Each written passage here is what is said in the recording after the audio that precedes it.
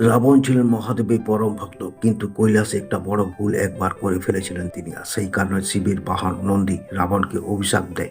সেই অভিশাপে পুড়ে ছাই হয় রাবণের স্বর্ণলঙ্কা। দশানন রাবণের রাজ্য লঙ্কা ছিল সোনার তৈরি, সেই কারণে একে বলা হতো স্বর্ণলঙ্কা। কিন্তু হুমায়ুন তার লেজের আগুন রাবণের সাথে স্বর্ণলঙ্কায় পুড়ে ছাই করে দেন। রামায়ণে এই গল্প আমরা সবাই জানি। কিন্তু এইভাবে সোনার লঙ্কা জ্বলে যাওয়ার পেছনে আছে এক অভিশাপ। রাবণকে অভিশাপ দিয়েছিলেন শিবের বাহন নন্দী। সেই কারণে পুড়ে ছাই হয়ে যায় সোনার লঙ্কা। জানুন সেই কাহিনী।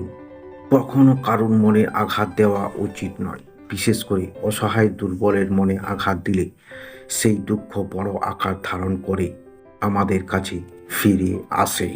পশু পাখিদের ওপর থাকে ভগবানের বিশেষ আশীর্বাদ, তাই এদের আঘাত করলে তার শাস্তি পেতেই হবে। এই ঘটনা সত্যি হয় লঙ্কেশ্বরে রাবণের ক্ষেত্রে। রামায়ণ এবং শিবের পুরাণে এই ঘটনা উল্লেখ পাওয়া যায়। শিবের প্রিয় নন্দী। মহাদেবের বাহন নন্দী শুধু তার বাহন নয়, শিবের অতি প্রিয়। নন্দী মহারাজ দেবদেবীদের একজন পরম ভক্ত। এই অবলা প্রাণী সরল বুদ্ধি তাকে মহাদেবের প্রিয় ভক্তের মধ্যে একজন করে তোলে। সরল ও সোজা মনের নন্দী অল্প প্রচণ্ড রেগে যায়, রাগের বশে এমনকি সিংহের সঙ্গে লড়াই নামতে পিছু পা হন না সেই।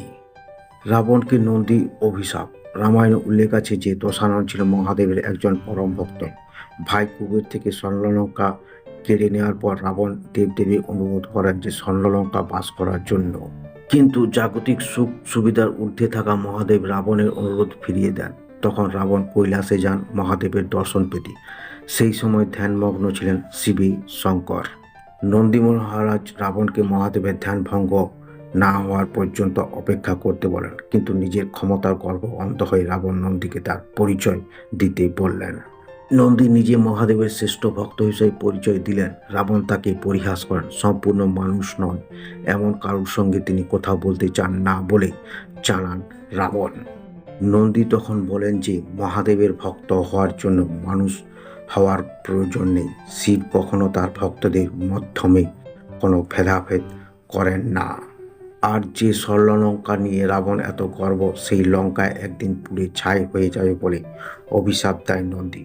পরে হনুমান যখন তার লেজে আগুন সোনার লঙ্কা পুড়িয়ে দেন, তখন এই অভিশাপ সত্যই প্রমাণিত হয়।